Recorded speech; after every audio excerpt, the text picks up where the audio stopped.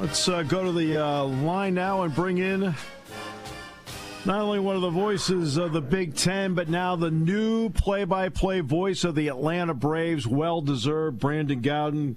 Brandon, as I said to you last week at Ohio State, congratulations. Thanks, my friend. I always appreciate it, and good to see you.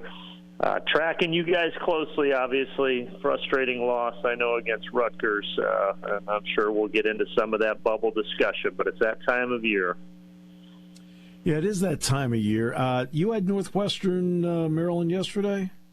Yes, and that was a game where senior day, those things go one of two ways. Sometimes teams come out flat. There's too much energy. They're too amped up, and they can't throw in the ocean. Well, Maryland was the exact opposite. They could not miss. It was their best shooting performance of the season, and I really don't think there was any team in the Big Ten that was going to go in there the way that Maryland played yesterday and beat them. So Northwestern just ran into a buzzsaw.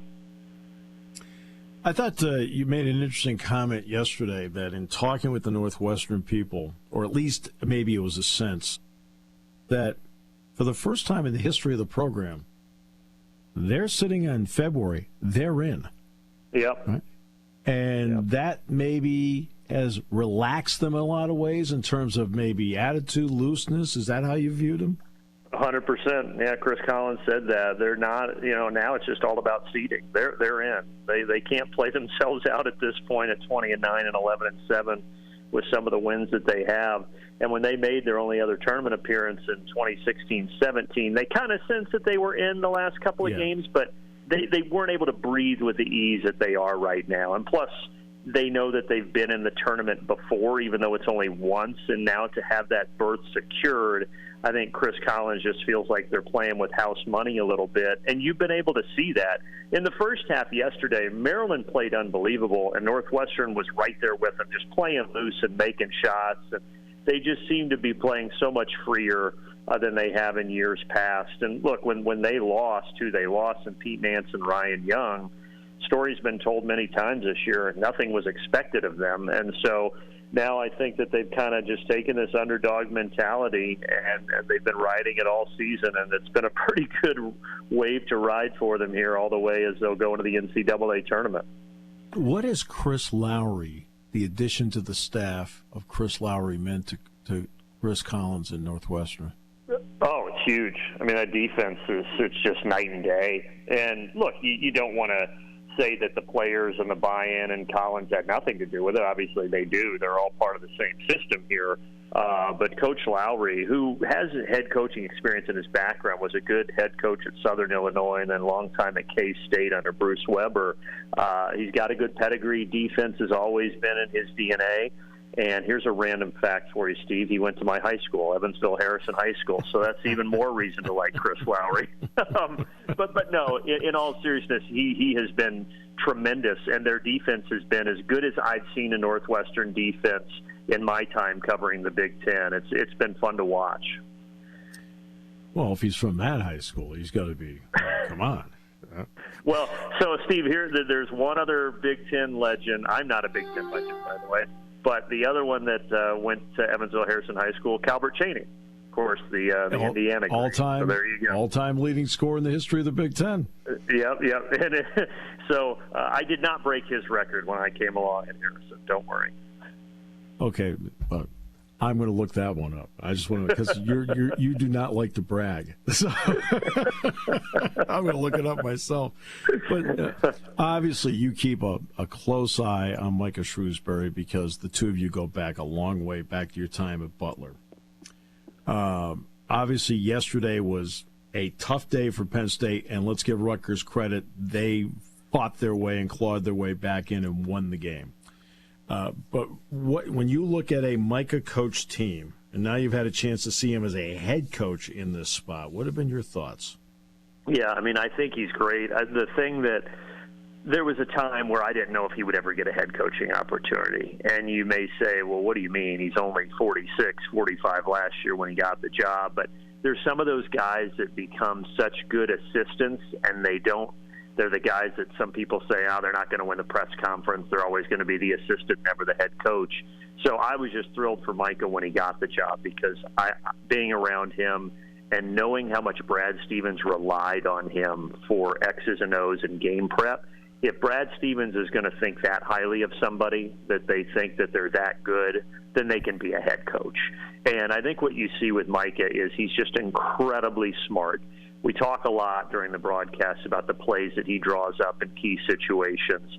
But it's more than that. I just think he has a feel for the guys. He was always a great recruiter.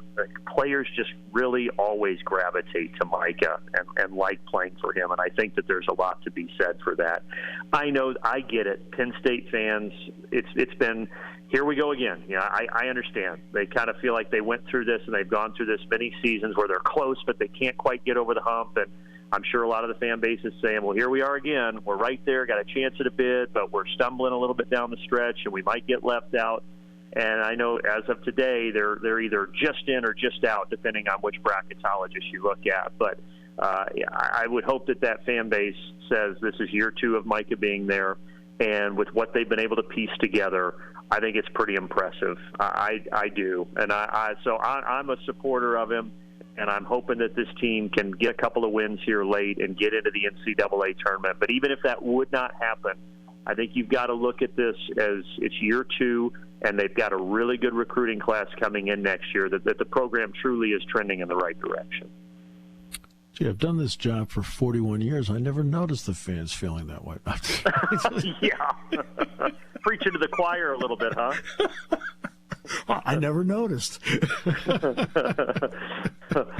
Oh, my goodness. Yeah, because I think Jerry Palm has them at 38, which is, 36 teams get in, so he's got them 2 out right now. That was the last one I saw. I'm going to talk to Joe Lenardi later today, see what Joe has to say. But, when you look at, obviously, Jalen Pickett, all right, you had a chance to watch him last week where he scored 21 second-half points. Rutgers did a good job. He did not get a shot off in yesterday's second half. But when you've watched this stretch run by him, what have you thought? Because you see everybody along the way.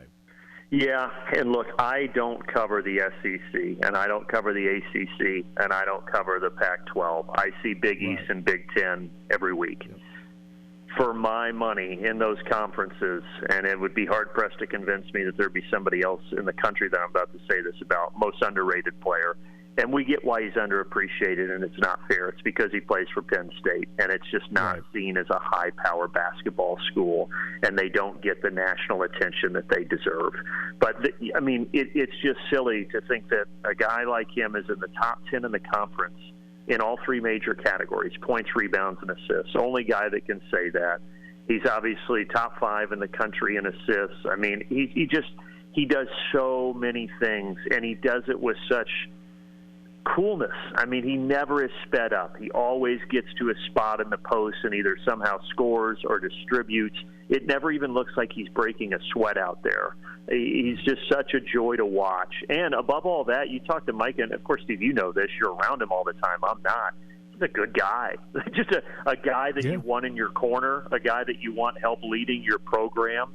Just an exemplary kid. And so I hope, especially for Lundy and the other guys too, but for Jalen Pickett, I hope there's a tournament run here at the end of this and a chance to play in the big dance because he deserves it.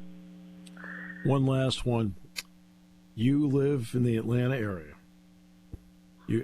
Through a series of circumstances, you end up being the TV voice of the Braves. What is this moment like for you personally? Boy, it's been a whirlwind the last couple of weeks. I grew up, as I mentioned, in southern Indiana, and people always were confused as to why I was a Braves fan. Well, Steve, you remember the Braves were on TBS throughout the 90s every day. That's right. I mean, every day. So I fell in love with Braves baseball, and I started playing baseball, imaginary games in my foyer, and I would run the bases. The bases were pillows, or the outfield fence was the couch in my living room there, and I would announce the games as if I was Skip Carey on TBS of the Atlanta Braves. And so you think about that being your dream job at age 7, 8, 9, 10, and then you fast forward now 39 and able to get this job in a town that I've been living in for a decade. It seems almost too good to be true. So it's just an opportunity. Look, I've been blessed. I've had so far some wonderful things come my way, and this is another one of those opportunities that I'm just grateful for. And hard to believe we'll be going here in 32 days. I think is opening day, so it won't be too long.